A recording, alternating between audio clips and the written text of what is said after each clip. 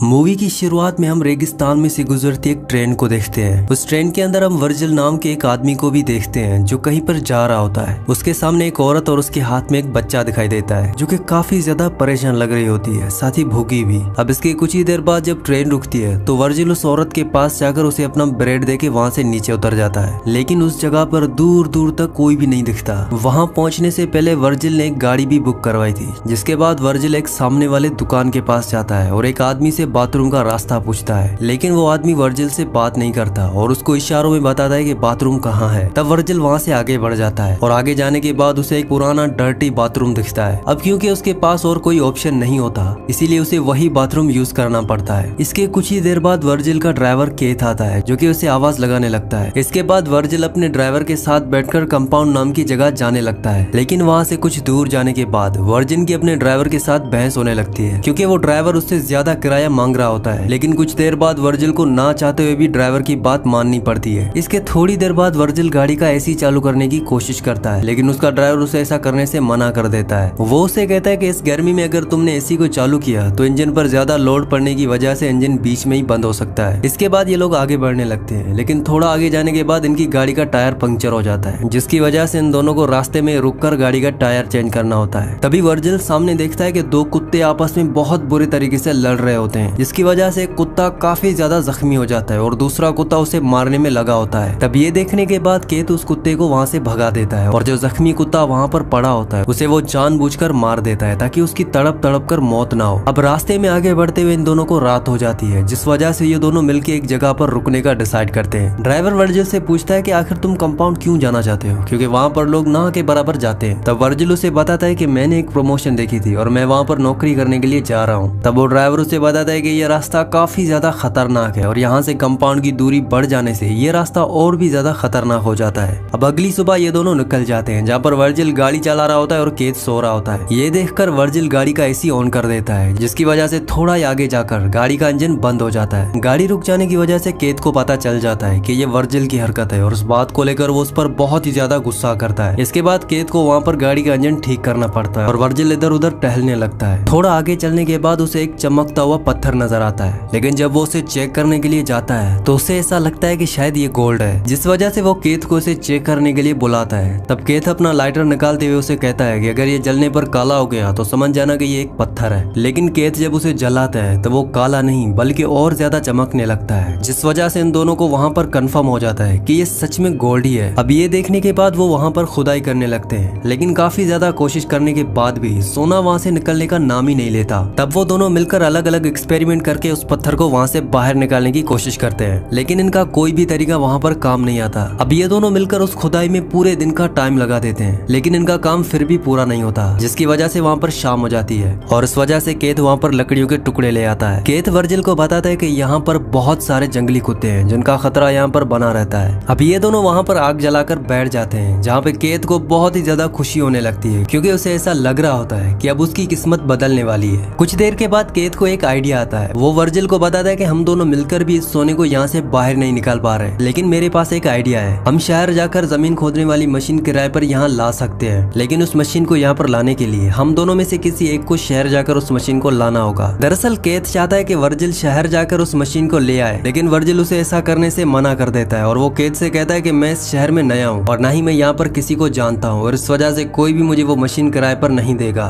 इसके बाद केत उसकी बात मान लेता है और अगली सुबह वो वर्जिल को कुछ जरूरत का सामान देता है और वहाँ से जाने से पहले केत उसे एक सैटेलाइट फोन भी देता है और उसे बताता है कि मुझे यहाँ आने में कुछ दिन लग जाएंगे। इसके बाद वो वहाँ से अपनी गाड़ी लेकर निकल जाता है। केत के जाते ही वर्जिल वहाँ पर एक टेंट बनाता है ताकि वो वहाँ पर रह सके और रात होने से पहले जल्दी से वो लकड़ियाँ जमा करता है। लेकिन रात होने के बाद जब वो खाना खा रहा होता है तो उसे कुत्तों के भौंकने की आवाज सुनाई देती है, जिसे सुनने के बाद उसे बहुत ज्यादा डर लगने लगता है। अगली सुबह जब वर्जिल की आंख खुलती है तो वो फ्रेश होने के लिए जाता है, पर तभी अचानक उसका फोन बजने लगता है, लेकिन इससे पहले कि वो फोन को उठाता तब तक फोन कट जाता है। अब वो एक जगह पर बैठे बैठे काफी ज्यादा बोर हो जाता है, जिस वजह से वो अपने बैग को लेकर इधर उधर घूमने लगता है और ये एक ऊंची जगह पर पहुंच जाता है। तभी सामने उसे एक एरोप्लेन नजर आता है जो कि बहुत बुरी हालत में होता है। वहां जाने के बाद वो सोचता है कि ये मेरे रहने के लायक एक अच्छी जगह हो सकती है, लेकिन उसको सोने की रखवाली भी करनी होती है, जिसकी वजह से वो एरोप्लेन के कुछ टुकड़ों को उठाकर अपने साथ ले जाता है। वहां से सामान लाने के बाद वो काफी ज्यादा थक जाता है, जिसके बाद वो सीधा अपने टेंट में जाकर सो जाता है। लेकिन थोड़ी देर बाद तेज तेज धूप होने की वजह से उसकी आंख खुल जाती है और वो उस सोने के पास जाकर बैठ जाता है। अब कुछ ना होने की वजह से वो खुद ही से गुनगुनाकर बातें करने लगता है। इसके थोड़ी देर बाद उसे ख्याल आता है कि वो पत्थर की मदद से सोने के टुकड़े को तोड़ सकता है, जिसे तोड़ने में वो कामयाब भी हो जाता है। लेकिन तभी उसे केत का कॉल आता है जो कि उसे बताता है कि इंजन में हीटिंग की वजह से रास्ते में उसकी गाड़ी खराब हो गई है, जिस वजह से आने में थोड़ा और टाइम लग सकता है। तब वर्जिल उसे खुशी से बताते हुए कहता है कि मैंने यहाँ पर सोने का एक टुकड़ा तोड़ लिया है। इसके बाद केत उसे कहता है कि मैं जितनी जल्दी हो सके वहाँ पर आने की कोशिश करूंगा। अब एक बार फिर से रात हो जाती है। वर्जिल वहाँ पर आग जलाकर बैठ जाता है, लेकिन तभी वो जंगली कुत्ते उस पर हमला करने की कोशिश करते हैं, लेकिन वर्जिल आग की मशाल की मदद से उन कुत्तों से बच जाता है। अगली सुबह जब वर्जिल सोकर उठता है तो बैठकर पानी पी रहा होता है, लेकिन तभी इसकी तरफ एक सांप आने लगता है। उसे देखने के बाद वर्जिल उसे मारने की कोशिश करता है, लेकिन वो सांप वहाँ से भाग जाता है और उस चक्कर में वर्जिल का पानी भी गिर जाता है। अगले सीन हम देखते हैं कि वर्जिल एक बार फिर से उसी एरोप्लेन के पास जाता है ताकि उसके कुछ टुकड़े लेके ये तेज धूप से बच सके, लेकिन तभी सामने से कोई आता हुआ उसे नजर आता है, जिस वजह से वो एरोप्लेन के अंदर छुप जाता है। तब वो आदमी वर्जिल के पास आकर उसे बाहर निकलने के लिए कहता है और कहता है कि ये मेरे छुपने की जगह है। वहाँ से बाहर निकलने के बाद वर्जिल को पता चलता है कि वो एक औरत है। तब वो औरत वर्जिल को खाना और पानी देने की कोशिश करती है, लेकिन वर्जिल उसे किसी भी बातों का जवाब नहीं देता। वो औरत उसे सवाल पर सवाल पूछने लगती है, जिससे वर्जिल परेशान होकर वहाँ से उठ के आगे जाने लगता है, लेकिन वो औरत उसके पीछे आने लगती है, जिसके बाद वर्जिल उस पर गुस्सा करने लगता है और उसे कहता है कि तुम मेरे काम में दखलंदाजी मत करो। तभी उस औरत को वर्जिल का कैंप दिखाई देता है, जिस वजह से गुस्से में आकर वो उस कैंप को तोड़ने लगती है और वो बार बार गुस्से में आकर वर्जिल को वहाँ से जाने का कहती है। ये देखने के बाद वर्जिल को काफी ज्यादा गुस्सा आ जाता है और वो जाने अनजाने में उस औरत को मार देता है, जिसके बाद उसके बैग को चेक करने लगता है ताकि जरूरत का सामान उसके बैग से निकल सके। वो उसकी बॉडी को पास ही में जाकर दफना देता है। अब इसके कुछ ही देर बाद वहाँ पर एक कुत्ता आता है जो कि उसी औरत की बॉडी को उस कब्र से बाहर निकालता है। अब वर्जिल के पास कोई ऑप्शन ना होने की वजह से वो उस लेडी की बॉडी को कहीं ले जाकर जला देता है और ये सब देखने के बाद वर्जिल की आंखों में पानी आने लगता है, क्योंकि कहीं ना कहीं वो ऐसा करना नहीं चाहता था। इसके बाद अगली सुबह जब वर्जिल सो के उठता है तो उसे केत का फोन आता है। वो उसे बताता है कि मशीन मिल चुकी है, लेकिन मशीन का वजन ज्यादा होने की वजह से उसे आने में थोड़ा टाइम लग सकता है। अब ये सुनने के बाद वर्जिल काफी ज्यादा परेशान हो जाता है, जिस वजह से केत उसे मोटिवेट करता है। तभी वर्जिल को सामने से एक गाड़ी जाते हुए दिखाई देती है, लेकिन सोने के लालच में वर्जिल वहाँ से नहीं जाता। इसके बाद शाम हो जाती है और फिर से वर्जिल रात के लिए लकड़ियां जमा करता है, लेकिन तभी उसे सामने एक बहुत बड़ा तूफान आता हुआ दिखता है, जिससे बचने के लिए वो अपनी कैंप की तरफ भागने की कोशिश करता है, लेकिन उसके कैंप का सारा सामान उस तूफान में उड़ जाता है। वो अपनी जान बचाने के लिए वहाँ से भागता रहता है। तभी अचानक एक लकड़ी की टहनी उसके पेट के अंदर घुस जाती है। अगली सुबह जब वर्जिल की आंख खुलती है तो वो लकड़ी उसके पेट में घुसी हुई होती है, लेकिन इसके बाद वर्जिल इस उम्मीद में जी रहा था कि सोना बेचने के बाद उसकी जिंदगी बदल जाएगी। अब तूफान आने की वजह से वो पूरा एरिया मिट्टी से भर चुका होता है, जिस वजह से वो पागलों की तरह उस सोने वाली जगह को ढूंढने लगता है। कुछ देर बाद ढूंढने के बाद उसे वो सोने वाली जगह मिल जाती है, जहाँ पर वर्जिल बैठकर अपने पेट से वो लकड़ी निकालता है। इस लकड़ी की वजह से उसे काफी ज्यादा पेन हो रहा होता है और ब्लडिंग भी काफी ज्यादा हो रही होती है, जिस वजह से वो स्टील की चीज को गर्म करता है और अपने जख्म पर लगा लेता है ताकि उसके जख्म पर कोई इन्फेक्शन ना हो सके। लेकिन लगातार भूख और प्यास की वजह से वो वहीं पर ही बेहोश हो जाता है। लेकिन बाद में जब उसकी आंख खुलती है तो उसे अपने ऊपर एक औरत दिखाई देती है, जिसके हाथ में एक बड़ा सा भाला होता है। उस औरत को देखने के बाद वर्जिल को ऐसा लगता है कि ये वही औरत है जिसे उसने मारा था। वो औरत उसे पानी पिलाकर वहाँ से चली जाती है। इसके थोड़ी देर बाद वर्जिल को केत का फोन आता है और वो कहता है कि मैं थोड़ी देर में तुम्हारे पास पहुंचने वाला हूँ। लेकिन थोड़ी देर में वो औरत भी वहाँ पर पहुंच जाती है, जो कि वर्जिल की मदद करना चाहती थी, लेकिन सोने वाली बात को वर्जिल सिर्फ राज रखना चाहता है, जिस वजह से वो औरत को वहाँ से जाने के लिए कहता है। लेकिन वो औरत उसे कहती है कि मुझे तुमसे कुछ भी नहीं लेना, बस तुम मुझे ये बता दो कि तुमने क्या मेरी बहन को देखा है। लेकिन तभी वर्जिल वहाँ पर उठकर देखता है कि वहाँ पर चारों तरफ से जंगली कुत्तों ने उसे घेर लिया है, जिस वजह से वो जल्दी से केत को फोन लगाता है और रो रो के उसे जल्दी आने को कहता है। दूसरी तरफ से केत बोलता है कि मैं जल्दी तुम्हारे पास पहुंचने वाला हूँ। लेकिन अगले सीन हम केत को देखते हैं, जो कि बगल में ही बैठकर उसे दूरबीन से देख रहा होता है। अब देखते ही देखते वो सारे जंगली कुत्ते वर्जिल को नोच नोच कर खा रहे होते हैं और ये देखने के बाद केत अपनी मशीन को लेकर वहाँ पर पहुंच जाता है, जहाँ पहुंचकर वो वर्जिल की लाश को देखता है और यहाँ पर हमें इसके इरादे के बारे में भी पता चल जाता है। और तभी वो गाड़ी के पीछे से कुछ लाने जाता है और जैसे ही आगे की तरफ मुड़ता है तो एक तीर सीधा उसके छाती में आकर लगता है। तब केत इधर उधर देखने की कोशिश करता है, उसे कुछ भी पता नहीं चलता कि आखिर उसे किसने मारा है। लेकिन हमें यहाँ पर पता चलता है कि केत को उसी औरत ने मारा होता है, जो कि वर्जिल के पास अपनी बहन को ढूंढने के लिए आई थी। उसे वर्जिल के बिहेवियर से शक हो गया था और उसे सोने के बारे में पता चल गया था, जिस वजह से उसने केत को भी मार दिया होता है। इसी के साथ इस मूवी का एंड हो जाता है। अगली कहानी आप किस मूवी पर सुनना चाहते हैं मुझे नीचे कमेंट्स में जरूर बताना। अगर आपको ये वीडियो पसंद आई हो तो इस वीडियो को लाइक लाजमी कर देना और अगर आप मजीद ऐसी वीडियोस देखना चाहते हैं तो इस चैनल को सब्सक्राइब कर देना।